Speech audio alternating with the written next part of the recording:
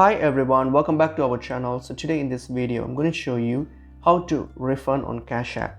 So let's get into the video. So if you open up your Cash App, and if I've logged into your Cash App account here, so if you want to refund, so you go to request for a refund on Cash App. So to request a refund, so what you can do, you can simply go to your activities tab here. So if you click on your activities tab, so simply click on it, and then here you will see all your activities. So what are you going to do under activities? Search for the transaction that you want to request a refund for.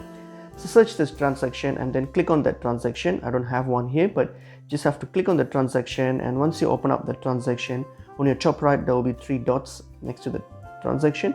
Click on the three dots and you will see a refund option there. So all you have to do is just simply click on it and then complete the process, and that will raise a request refund with Cash App. And if you don't see such request or anything for any reason, so you can also reach out to the customer support team.